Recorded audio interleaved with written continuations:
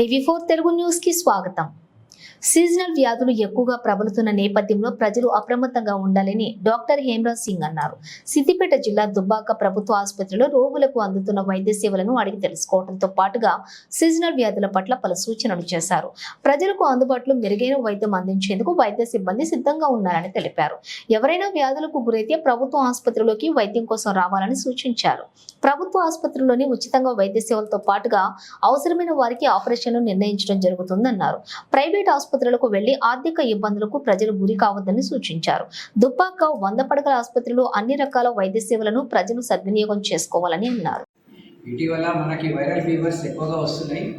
జనరల్గా అయితే viral fevers ఉంటాయి, డెంగ్యూ ఫీవర్స్ ఎక్కువ రావట్లేదు. కాకపోతే ఏ ఫీవర్ ఉన్నా కానీ వచ్చి ట్రీట్మెంట్ తీసుకోవాలని చెప్పి కోరుతున్నాను. మన దగ్గర అన్ని ఇన్వెస్టిగేషన్స్ కానీ ట్రీట్మెంట్ కానీ ఇక్కడ చేస్తున్నాము. అదేవిధంగా టైఫాయిడ్ ఫీవర్స్ కూడా వస్తున్నాయి, దాన్ని కూడా మనం చేస్తున్నాము.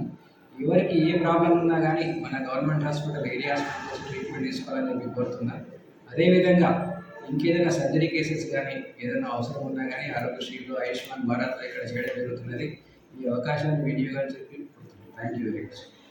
వైరల్ ఫీవర్స్ వస్తే 102, 103 టెంపరేచర్ ఉంటుంది, కంటిన్యూస్ ఫీవర్ ఉంటుంది.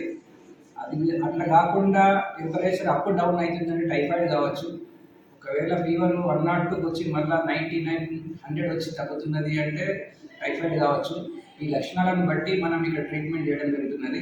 కంటిన్యూస్ ఫీవర్, ప్లేట్లెట్ కౌంట్ తగ్గిపోతున్నది, ఇంకేమన్నా ప్రాబ్లం లోపల అంటే కడుపు నొప్పి కానీ, ప్యాంక్రియాటిస్ కానీ వేరే ప్రాబ్లమ్స్ ఉంటే కూడా మనం దాని ప్రకారం ట్రీట్మెంట్ చేయడం జరుగుతుంది.